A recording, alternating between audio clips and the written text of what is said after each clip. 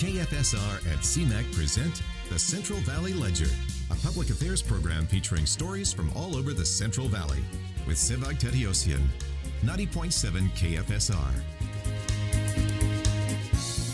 I'm your host, Sevag Tateosian. Welcome to the Central Valley Ledger. We are here in Studio A of the Mass Communication and Journalism Department on the beautiful campus of Fresno State. Our guest this week is Ken Warkentin. He is the Executive Director of the Valley Center for the Blind. Welcome to the program. Thank you, Sevag. Thanks for having me. Before we talk a little bit about what the organization does, let's introduce you to our audience members. You're the Executive Director. How long have you been in that role? I've been the Executive Director a little over 4 years now. Introduced to, say, the blindness field a little over 5 years ago, March 8th, 2011. You have an interesting story, and I want you to share with our audience how you got involved in an organization like this. Well, March 8th, 2011, a little after 11 at night, I was texting my daughters who were at church Bible study, church youth group, and it was a little late. It was a school night. There was homework I knew that needed to be done, so like most parents, I'm like, hey, you know, it's getting late, you should be home. And about 20 minutes later, I got a telephone call saying that they had been involved in an accident. And so 2 of my kids were in the car. My oldest daughter was driving, and my third daughter, I have 4 daughters, and my third daughter was in the back seat. And they were stopped at a stoplight, and a pickup truck failed to stop and ran into the back of them. And that sent Shayla, my third daughter, through the rear windshield, and it resulted in crushing her eyes. She was partially ejected through the rear windshield and impaled her face into the roof of the car, which crushed basically her eye area. I'm sorry to hear about that. Before that incident, had you ever thought about blindness? I mean, had you ever looked into blindness? And what? Not at all. Not at all. The closest I came is I was at a family gathering in Hanford one day, and there was a blind gentleman there, and he had a cane, and I didn't talk to him, so I don't know what level, if he was total blind or mostly blind, but I don't think he had very much vision at all. But I didn't feel like I could approach him, so I didn't converse with him. Even though there was only maybe 10 of us in the yard, I never spoke to him. So this incident happens, and it sounds like not only are you dealing with this tragedy or situation, then you have to educate yourself on a total new area. What happened next after this incident?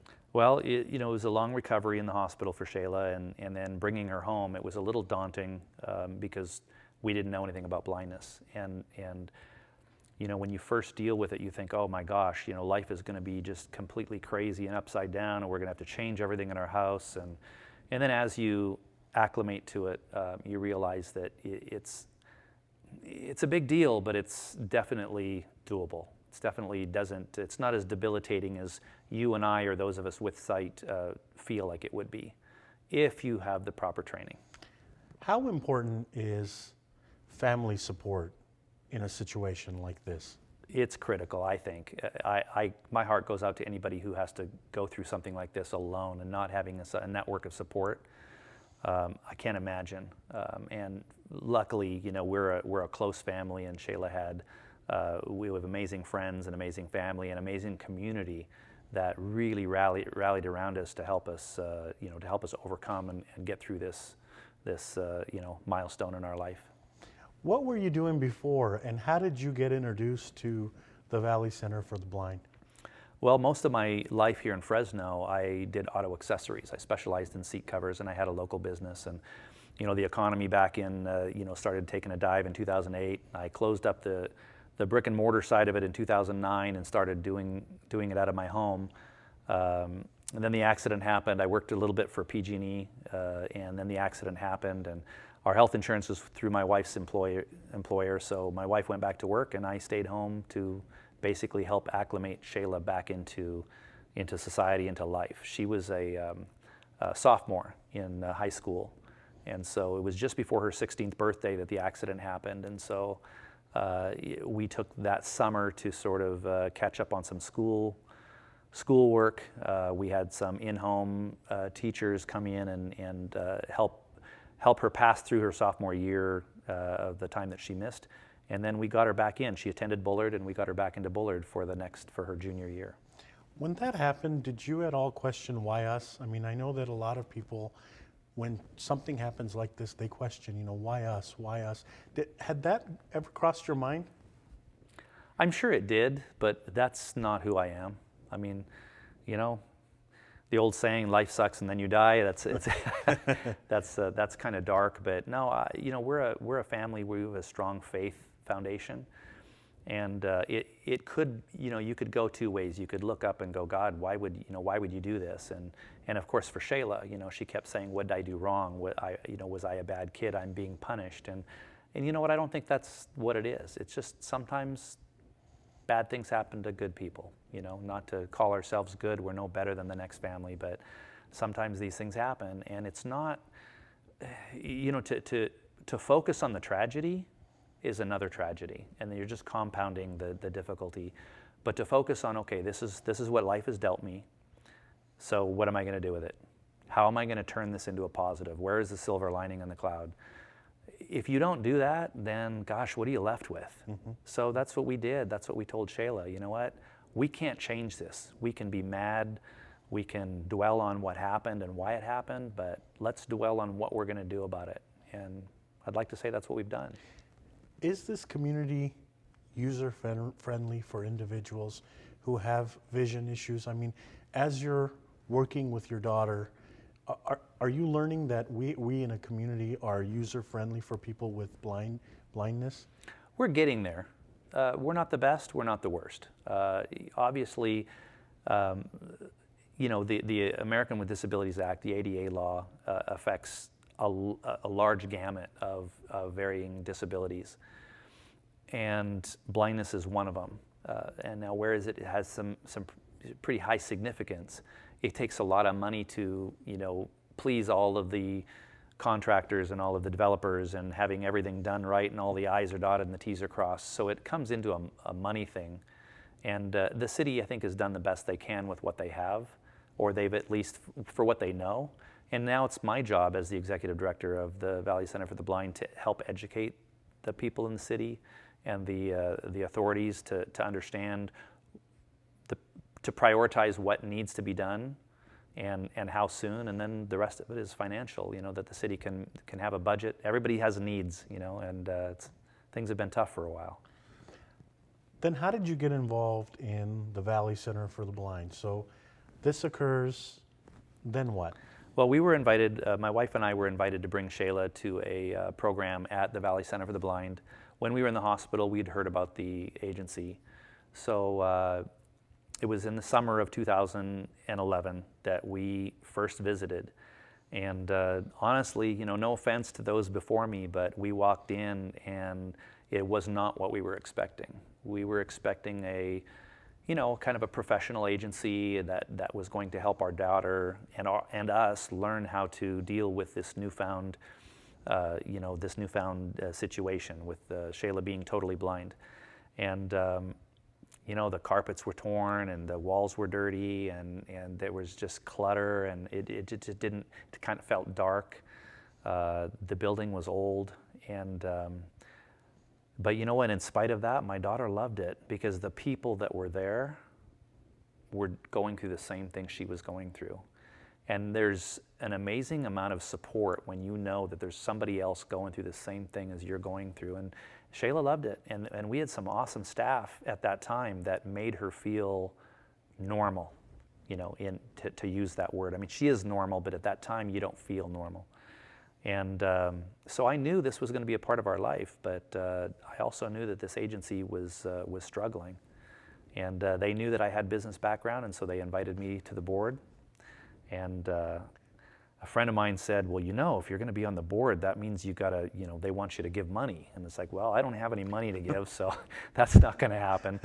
But I was able to offer some of my business background and lend it. And, the agency, I didn't realize until I got onto the board how poor off they were financially. And so the third meeting that I attended, we were basically taking a vote on whether we were going to stay open because they didn't have money to make payroll. So let me backtrack a little bit for our audience members that have just tuned in. This incident occurs, your daughter loses sight in the eyes, you get involved in this agency, you get on the board of the agency, third meeting in, you're deciding whether the agency is going to close or not. Incredible. Yeah, it was different. Yeah. So what happened at that meeting? Well, there were some decisions that had to be voted on, and the current director was having some health issues, and the director at the time wasn't paid. It was volunteer because there wasn't enough money to pay a director. I was on unemployment, to help my daughter, and so they said, "Well, can you step in if this guy leaves?" And I'm like, "Well, I've never run a nonprofit. I've never been an executive director, but I've got time, I've got expertise, and I'll help where I can." And so within a month, they handed me the keys, and I had the director of executive director interim, because I told them, I go, "You know what, you guys don't know me from Adam. So, until you know what I can do, and until I come in and take a look at the agency to see if there's anything I can do, I'll fill in until you find somebody who knows what they're doing." And April 1st, 2012, I officially accepted the job as I turned down a full-time offer from PG&E to go to work from them. Tell us a little bit about some of the things on your first month or first couple of months on the job. What are some of the things that you learned that made you say, "Wow"? There probably are a lot of them, so that's a very general question I've asked you. Yeah, well, there's a lot. I mean, there's the humanitarian side as far as the amount of people that are overcoming obstacles that seemed almost unbearable to me. So to watch, most of the staff are blind. Most of them are totally blind. And to see them in working functional roles was eye-opening to me. And it also gave me a sense of hope for my own daughter. So it was almost a sense of helping me deal with what happened to my child at the same time as knowing that I needed to help turn this agency around. The financial side of it was, the wow factor was, there was so much financial bleeding of the company that needed to be stopped, and the relative ease in being able to just tighten a few things up and say, "You know what, this place doesn't need to close down. There's viable business here, and we can make this work." And I knew there was a lot to do. We were established in 1973, but it was like a brand new business. It was like starting from scratch. One of the things I realized on your website is there's that cool little thermometer that allows people to donate. What is that? What are those donations for? Because I watch it and it's going up a little, and we're hoping with this program we assist that thermometer to go even higher. But what is that? What are those donations for? Well, for a gamut of reasons. So sometimes we'll put a project up there, like we need a new embosser. When an embosser is basically a Braille printer. Well, they're expensive. They're like $7,000 for the one that we want that does both print and Braille on the same page. I like that because as a sighted person who does not read Braille, I like to know what's on the paper. A lot of the documents are just Braille, and they're a paper with a bunch of dots, and I look at it and I don't know if it's new or old or what it says. I have to find somebody who reads Braille to tell me. So those are the kind of projects that we'll fund. The fundraising that we've done the last 3 years or since I've taken over is to be able to get into a new building that's clean and fresh and professional, to increase our staff, increase our services that we offer. We've put all that money to use in ways to make us a sustainable agency, which I believe we've accomplished. Talk a little bit about the roles of your staff. I used to work at a nonprofit, and staff is so important to get some of the projects done. Talk about the role of some of your staff members. Well, we've got instructors, and as I stated earlier, my instructors are blind, and they don't have to be blind, but it's a lot easier when you're trying to show a blind person how to do something, somebody who's just recently lost their sight. If I'm sighted and I'm telling you this is how you cook, this is how you use the oven, and you turn this on, as a blind person, you're going to go, well, that's easy for you to say because you can see it. This can't be done, I can't do it, and they want to give up. But if I'm blind and I'm doing it and I'm showing you how I do it, You have nothing to say other than, well, it must be doable because this guy's doing it. And you know, I've got some staff that are just amazing. I mean, I've been working with them for 4 years, and I still watch them just in amazement at how skilled they are at doing things that I can only do with my sight. So that's what we do. So we teach ILS, which is independent living skills or daily living skills, which teaches you how to clean, how to cook, how to manage your finances, go to the ATM machine. You know, you see the ATM machine has all the braille and the bump dots and things like that. And to a lot of us, those are just things that never get used. But for the population that need those things, boy, they're the difference from relying on somebody else to manage your money to being able to manage your money yourself. I want to stop you there, and I want to ask a question that I was going to ask you later on, but I think it fits here. Do we understand how hard it is for someone who doesn't have eyesight? I mean, do you think we as a community understand really the challenges that someone without eyesight faces on a daily basis? I would say yes and no. Yes, in the way that if we try to imagine being blind, it seems undaunting. It just seems like a task that's undoable. Because when you just close your eyes for a few moments, you don't have the skill set, you haven't developed your other senses in a way that is going to help you, and you haven't had the training to be able to overcome. So it seems like it's the end of life. So no, in the aspect of is if you go blindfolded for a couple hours and do a test and realize what blind people have to deal with, you can cheat. You can lift the shade up. You can take it off at the end of the night, whereas a person with vision loss or who's blind can't do that. So it's permanent. So there's a lot of psychological things that go on. So I don't know if that answers your question, but there's in some ways yes, in some ways no, not at all. Volunteers. Yes. We, on this program, whether it be the radio version or the televised version, we couldn't do what we do without volunteers. And in the studio now, as you've been seeing, you know, they're buzzing with activity.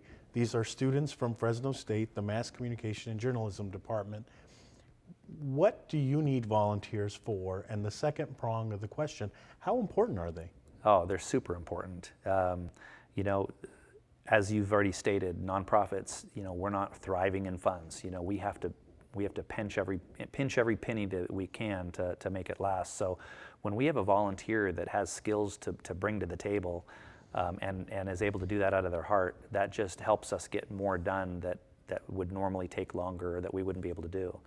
And so we have volunteers doing anything and everything that they have the skills to do. So we have a volunteer who helps with our bookkeeping. You know, I would have to hire an extra bookkeeping person, so that helps us there. We've got volunteers that help do organization. As I've stated, a lot of my employees are blind, and whereas a blind person can pretty much do anything that they want to do, sometimes sighted assistance is needed because there's a lot of things like papers or whatever that come in that a blind person can't readily see. And so it's just quicker if a blind person does it, or if we need a driver, we've got some drivers who will volunteer to go pick up clients and bring them in for some of the social activities. Sometimes it's just sitting down, like we have a knitting and crocheting group where the ladies help with knitting and crocheting. They teach the blind ladies or anyone who wants to learn how to knit and crochet by feel rather than by sight. And so volunteers are vital to any nonprofit organization. I want to talk about your new building because I got an email saying that recently you moved into your new building. So tell us a little bit about where the new building is, why is it important for you to have this building, and what are you looking at to do differently than you did at the original building? Oh man, don't get me started. It's what a difference. I mean, the new building is completely remodeled. It's clean, it's professional, it's fresh.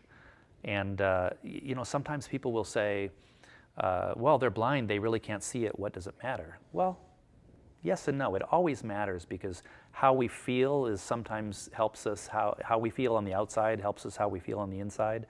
But you know, there's always the family and the support group. So in my case, with my daughter, it doesn't make any difference to her whether we were at the old location or at the new location.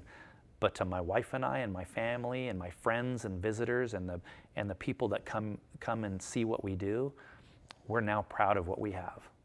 It looks good, it feels good, and it makes you want to be involved. And it's to see the attitude change in not only our clients who have lost vision, but in our staff and our family members who come in, night and day, night and day. You've met some incredible people along the way. Talk a little bit about some of the people that you have met. Are you seeing that there are a lot of people and families that are going to the Valley Center for Blind that are having similar situation as you did? I think so, yeah. I mean, it's not always trauma. Sometimes it's age-related macular degeneration where, you know, someone has just had their eyesight diminished to a point where they can no longer do what they used to do. And so sometimes, you know, when they hear about the Center for the Blind, they're thinking, well, blindness means I can't see anything. Whereas, you know, blindness is just any level of vision. Well, the medical definition of blindness is 20/200 with correction. So after glasses in your eyes, if you can't correct it beyond that. So, you know, for example, I have another daughter who just wears glasses and she sees 20/20, but without her glasses, she would be deemed legally blind. So that you might just need magnification or things like that. But yeah, there's a lot of families that, you know, when a loved one has suddenly lost their vision, there can be that dependency. But if something happens to the person who's sighted, if that person who's lost their vision hasn't had the training to be independent, where does that leave them? And so that's scary for the entire family. So I think the level of comfort that our agency can offer to not only the individual but the family in knowing that there's a place to come where you can just hang out, where other people who are going through the same things that you're going through are. We have professional counselors that can help you deal with the emotional side of losing your vision, which is really big. One of our biggest focuses is allowing you to return to work if that's a desire, if you want to go back to work. Shayla, you know, I'd like to say she's just finished her third year here at Fresno State. She's holding. I'm gonna play the proud daddy card. She's got above. I think she's at a 3.5 GPA. She might be a little bit under that, but I know she's above a 3.0. Third year pursuing a degree in psychology, and she can't see a lick. And had you asked me if she could do that 4.5 years ago, I didn't think it was possible.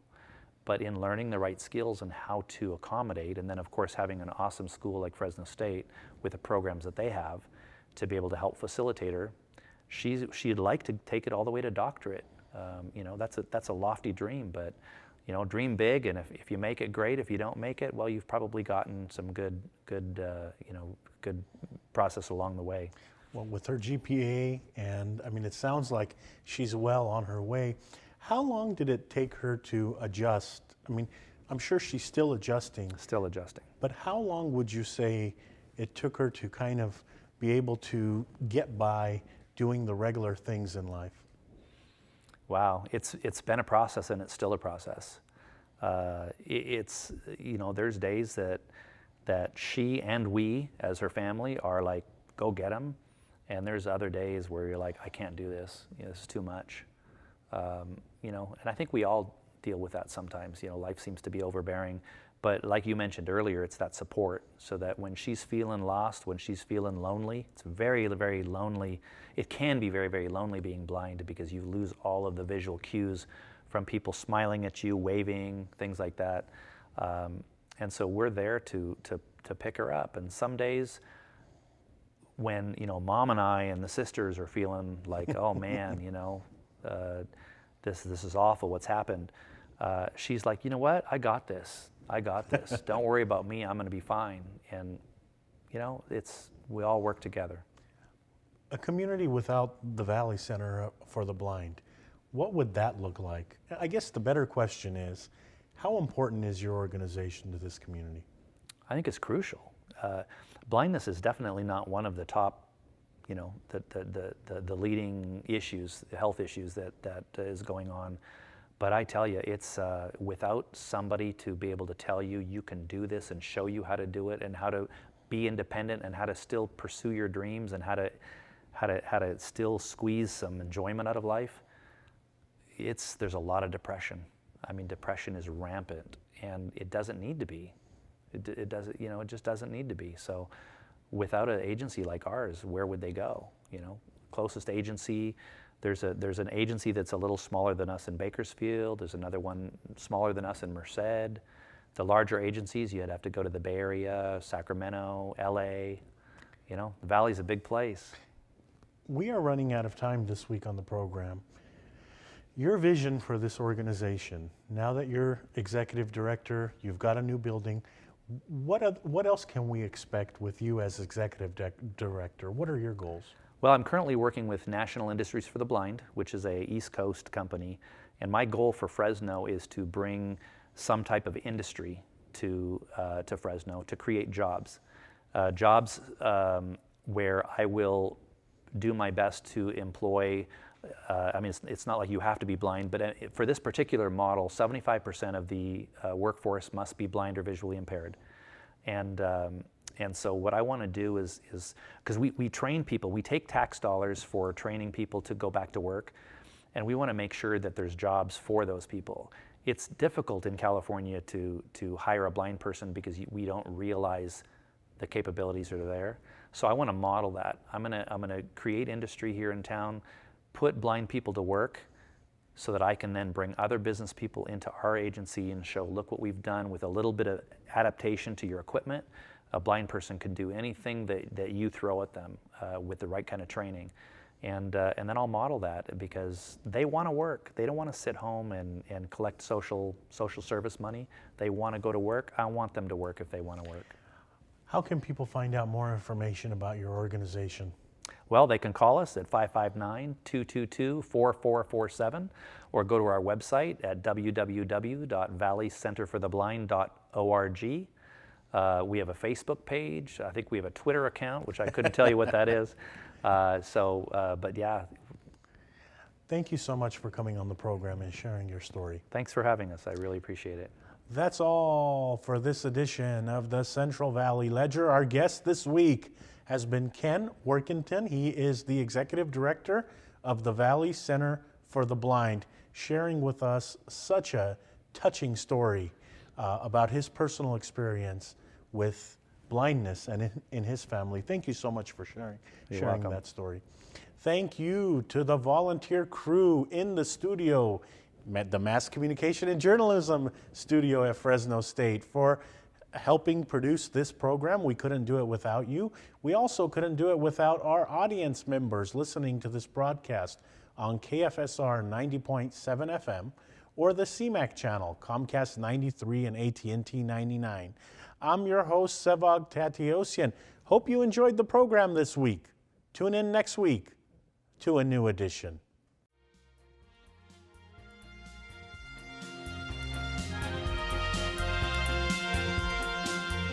KFSR and Cmac present the Central Valley Ledger every Sunday morning at 11:30. For a complete program schedule, visit kfsr.org.